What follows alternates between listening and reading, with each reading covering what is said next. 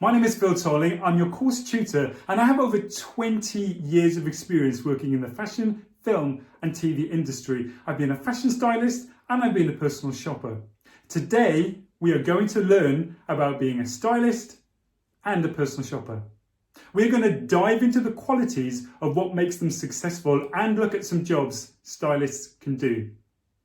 So first up, what is a personal shopper?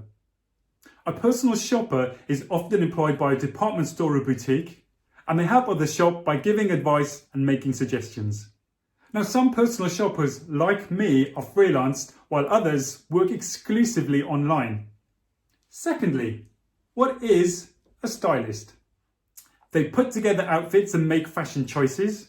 They advise paying clients on all aspects of their personal appearance. They innovate, not decorate. So what is the difference between a stylist and a personal shopper? So I want to show you three differences because it's a common misconception that personal stylist and personal shoppers are in fact the same thing. In my experience, there are really subtle differences between what you'd expect with a personal stylist versus what you'd expect with a personal shopper. So let's look at the three. Number one, an unbiased opinion. Who do you think is most likely to give you an unbiased opinion? A personal shopper or a personal stylist? So we've already established that personal shoppers are in department stores and they will offer you their services for free. However, they do make commissions on sales. So there is an incentive for personal shoppers to steer clients towards pricier options, and they may not necessarily be the best ones. Now, this is certainly true in my experience. When I've had a client on the phone, I want a denim overhaul, I've gone to a department store, I've got a price figure that I want to spend on a certain amount of pair of jeans, and I've gone to somebody who asked for help, I can pretty much guarantee that the ratio of expensive jeans that are brought to me are higher than ones that are cheaper. And I know that personal shoppers are set goals and retail targets by their managers that they need to smash. But let me say that isn't always the case, and especially for personal shoppers who work outside of department stores. Now, personal stylists are hired for their time, which is a key difference with what they do versus personal shoppers. When a personal stylist is booked, you are booking a trusted expert whose only focus is to make you look good about yourself and about your look. This means no hidden agenda, and the end goal with your client is total satisfaction. And ultimately, what all stylists want is a returned happy client. So number two, there's a difference between collaboration and transaction. So when you go into a shop, you only want to buy what you want to buy, and a personal shopper will bring you option after option after option. And the downside of that is a personal shopper will bring you option after option after option, but not necessarily the right one.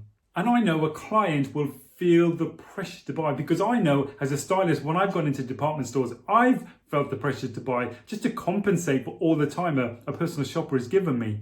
That is transaction.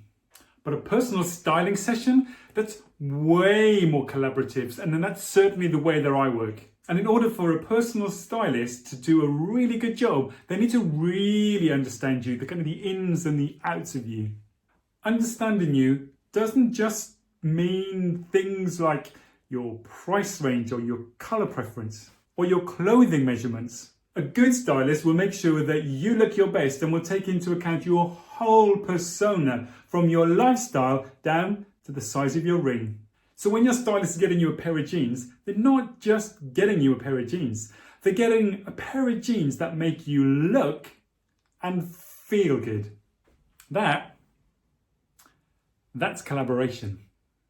And number three is all about relationship. Now, there is a notable difference between a relationship with a stylist and a relationship with a personal shopper. And the key difference is the process of shopping versus the process of styling. So I just wanted to think back to the last time you went into a department store. And I know it's difficult because I'm finding it difficult to remember the last time I went into a department store. But think about it, and just think about when you're roaming around with your clothes, and generally there are personal shoppers who are around and ready to offer you advice as and when you need it.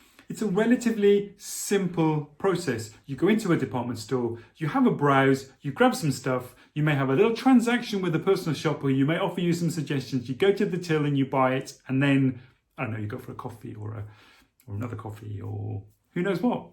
But styling, it's a much more personal process, and as a result, the good ones, the good stylists, are really hard to find.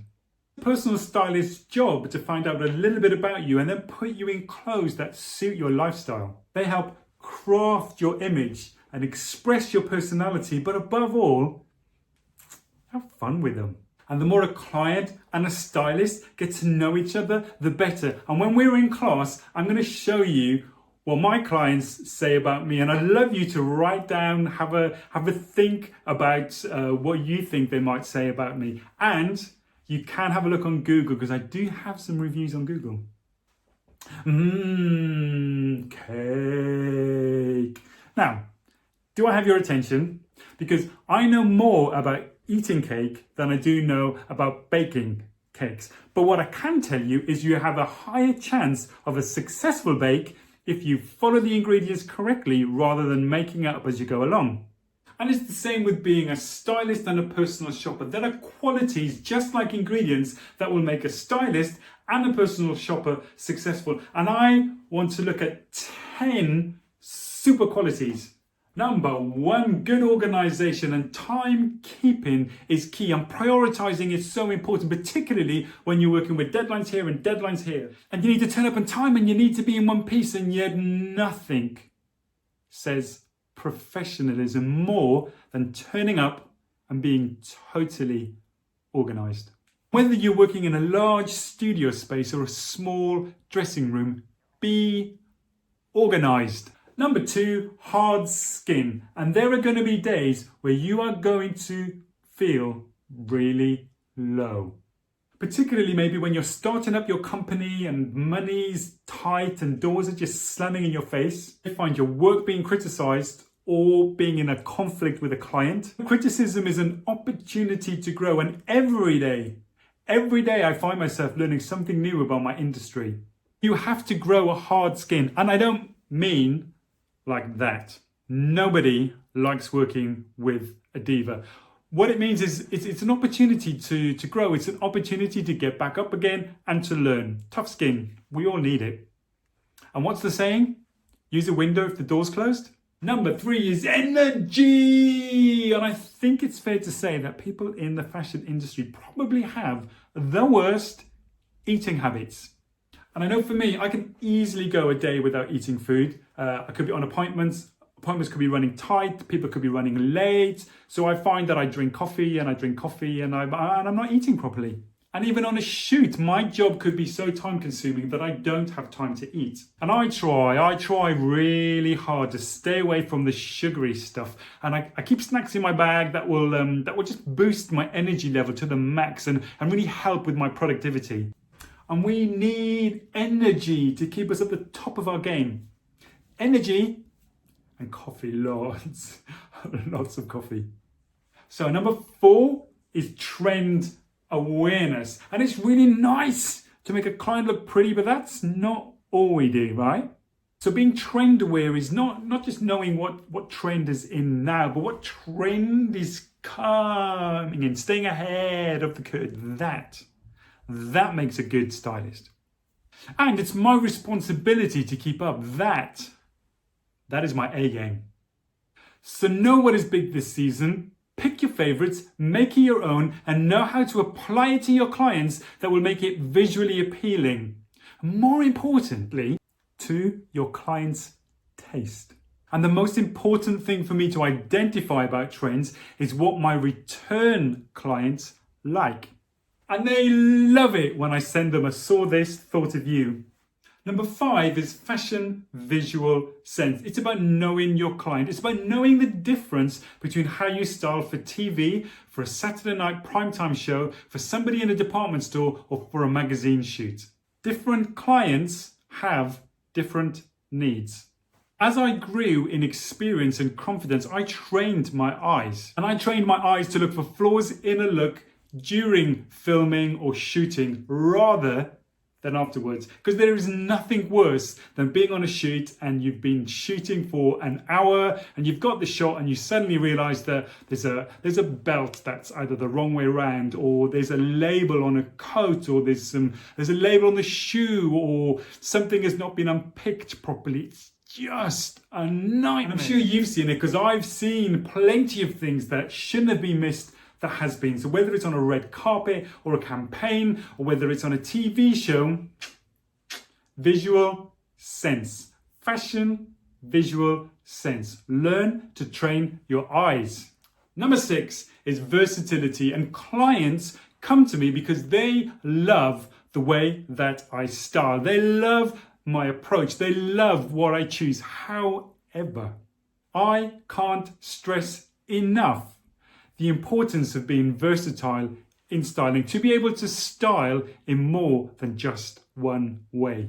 The wider your versatility, the wider your stretch for work. And I have regular men and regular women clients, each with individual needs, and I am confident in dealing with the psychology of both. Now, number 7 is good networking, communication, and confidence. Now, dealing with big companies and big names can be really daunting. And it is a skill that you will learn, because at the beginning, when I had to deal with celebrities and managers and directors and producers, it can be really intimidating. You know, I learned to find my voice, to grow in confidence. You get the hang of it, and you don't have to be an extrovert to be confident. And getting to know people is really important. Network. But what's more important is that people get to know who we are. People skills are good tools to stay professional. It allows you to build relationships, especially in social media. So just make sure that you are engaging, that you're liking, that you're doing stuff on social media, that you're emailing, that you're texting, that you're messaging. Don't overthink, don't overreact, but do engage, do network, do put yourself out there. One thing I have learned is that it's okay to say, you know what, can I think about that? Can I get back to you on that? People respect me for being able to not to have to give a straight answer straight away, that I need time to go away and reflect on a question or a request or even a demand. So it's okay to say, I'm going to think about that.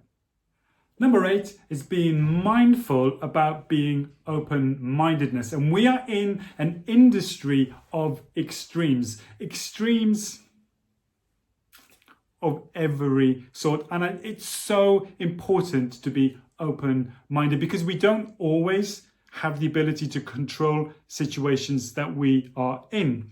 And when it comes to clients, when it comes to ages, when it comes to color, when it comes to race, when it comes to gender, it's really important, like mindfully important, to be open-minded. And if you're not somebody who's open-minded, then I would suggest you really need to think about this industry and whether it's right for you.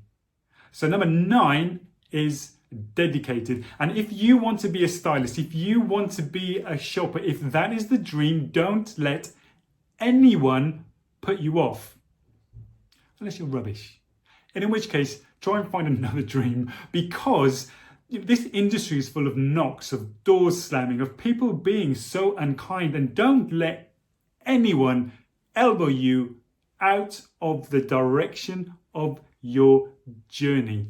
I mean, we're all perfect in the making, and every day is a school day, and every day is an opportunity to grow.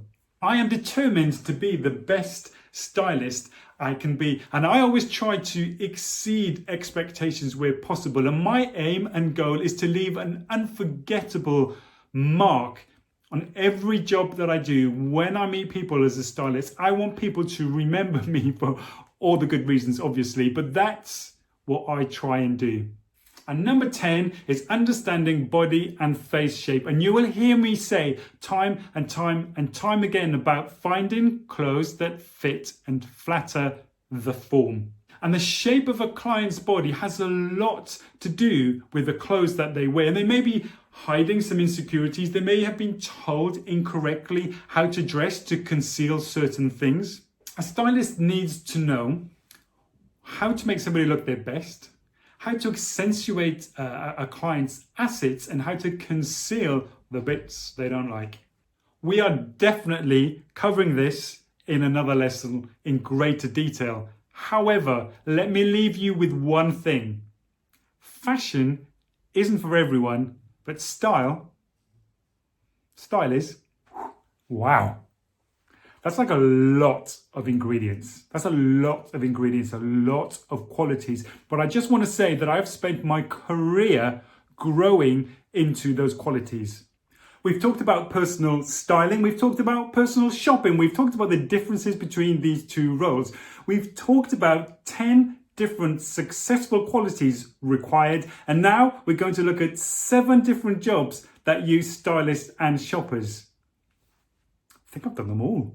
Number 1, department stores and boutiques. And we've already spoken a little bit about experiences of stylists and personal shoppers in a boutique. And I genuinely think it is the best place to cut your teeth as a stylist and personal shopper. I know plenty of my friends in the industry who started in personal styling studios in department stores and have gone on to be successful stylists. So it's definitely, for me, a good place to cut your teeth because you come across different ages, different sizes, different skin tones, different hair, different needs, different budgets. And it's just an incredible place to learn the art of styling and learn the art of dressing people for occasions or for a change of life.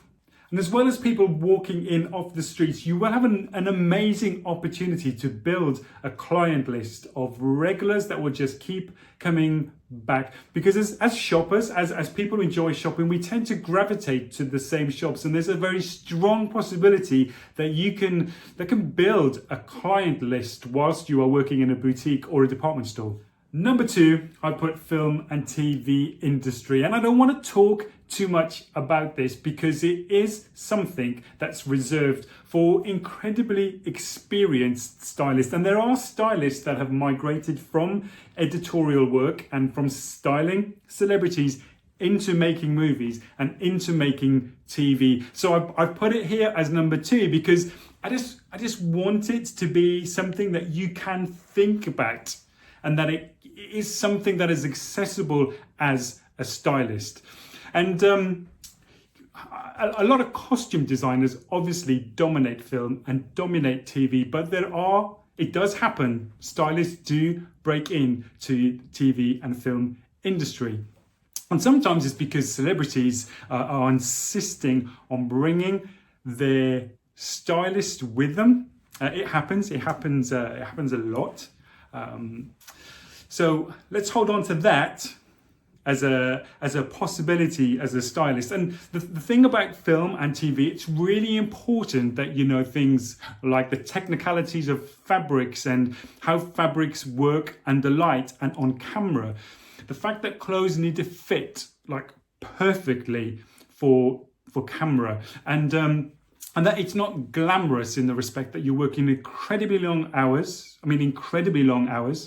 You could be working outside, it could be pouring with rain, it could be freezing cold, it could be absolutely dark. So some of the conditions are not very glamorous, but it is very rewarding. Number 3, I put the music industry because artists need styling, band members need shaping up, and dancers need, well, just dancey clothes. The opportunity to style in the music industry is huge, and you've got every genre that will be using stylists, from classical music to indie pop artists, all will be using stylists, whether they're on tour, whether they're on stage, or whether they're on a TV show, they will require a stylist. It's similar to the film and TV industry where you have to understand the technicalities of fabric and what will work on camera, what won't work on camera, and what dancers can dance in and what band players can wear. So there are a lot of things to take into account. And often stylists have quite a few assistants when they're working with music. Generally speaking,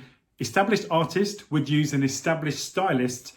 So a new artist could use a new stylist. Food for thought. So fourth, I've put down the advertising industry, because there isn't a commercial in a magazine or on TV, on print, online that has not used a stylist. And sometimes when I've been on shoots and they are advertising shoots, I feel like an expensive personal shopper, because they will have 5, 6, 7, like a decision made by committee. So you can never have enough stuff with you when you shoot a commercial.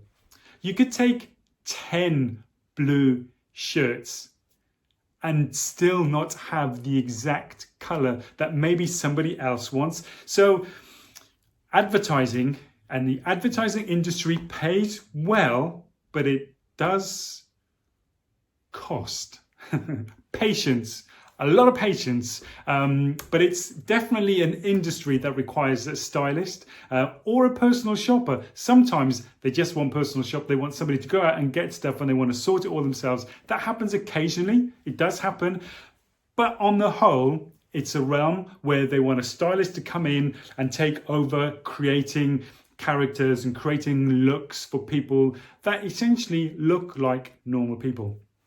Number five is editorial. And it's the one job that everyone associates with a stylist, with a fashion stylist, fashion mags, fashion stylist. And it is perceived as possibly the most glamorous of all jobs there is. But I can assure you it is anything but glamorous. I have spent hours and days and weeks on my feet, walking back and forth from one appointment to another appointment, carrying bags, dragging suitcases. It's not as glamorous as it sounds. You have to keep up with PR companies and who will lend to which magazine and which brand is with which PR company and which magazine doesn't like which magazine. And if you work for this magazine, you can't work for that magazine. It can be political and it can be full of divas, but it is a fun industry to work in if you take it lightly. Now, I love my job and I love working in the fashion industry, but I don't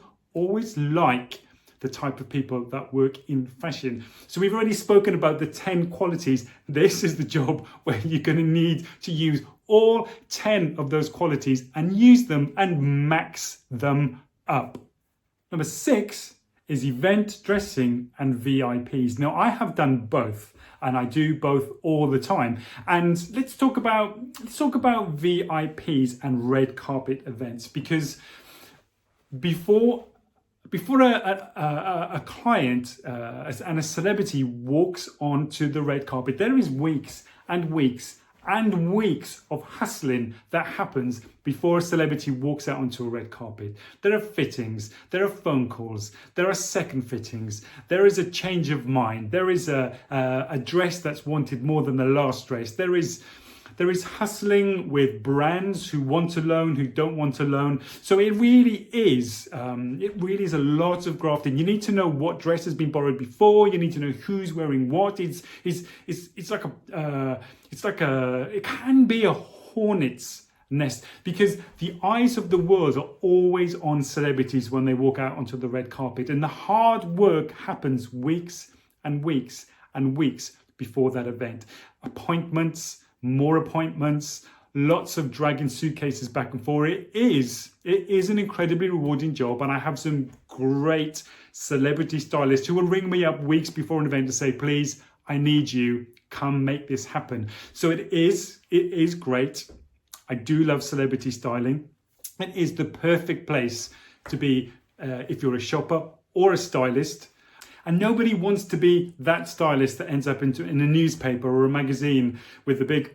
And just like musicians, established celebrities tend to lean on established stylists because they trust their experience. But up-and-coming celebrities, up-and-coming artists, emerging new talent will always be looking for younger and more fun and more innovative stylists. So it's, not only experienced stylists get to work the red carpet. Many people are now turning to personal stylists and personal shoppers to help them dress for success. Building your business so people can find you is crucial. And finally, number 7, online. More and more people in this current climate are turning to online stylists and online fashion shoppers. People are using online shopping as a new and incredibly innovative way to grow and make money. And stylists and personal shoppers are innovating to meet the needs of their clients while they're either in lockdown or socially distancing. This process is completely different. It is way more time consuming, but absolutely necessary. Matching clients with brands and budgets is tricky, but not impossible. Never has it been so important to find a fit that flatters the form. At the beginning of anyone's career in this industry, it's really important to get a portfolio, whether it's online or the real deal. Network with photographers, network with makeup artists, network with hairdressers. Network, network, network. Now, do you know any local hairdressers to where you live? Do you know any makeup artists? Do you know any photographers? Do you know any stylists? I mean, apart from this one, obviously. What do you think has made me successful? Now, I hope you were paying attention because I may be asking questions. See you in class.